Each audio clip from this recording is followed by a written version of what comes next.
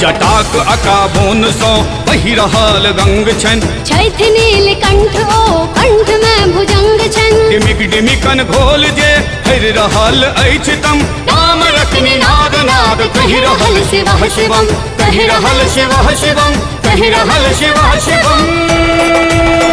धगत धगत धगत ज्वलल ललाट पट्ट पाव के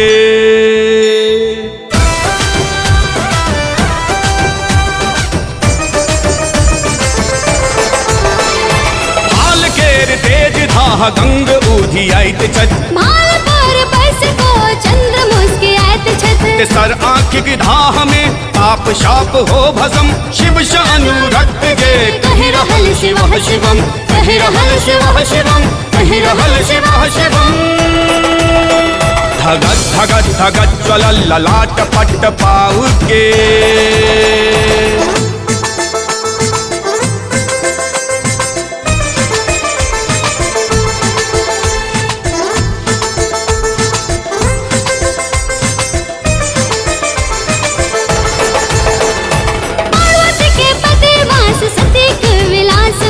लोक सपर लोक धरि निकस रहल प्रकाश में घोड़ल सेवक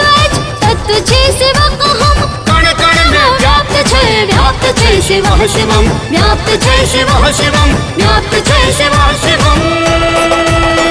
धगत धगत धगत ज्वलल ललाट पट्ट पाव के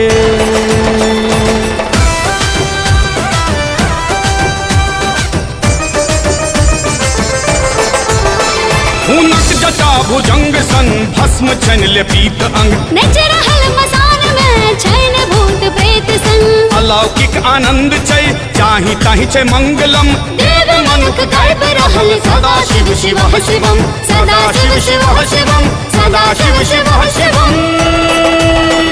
धगत धगत धगत ज्वलल ललाट पट्ट पाव के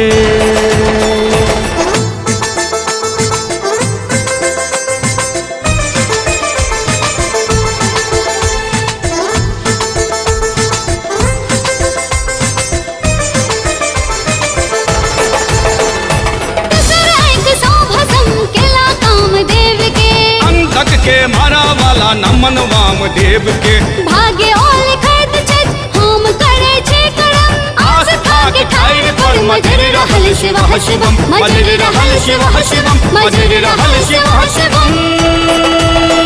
धगत धगत धगत ज्वलल ललाट पट्ट पाव के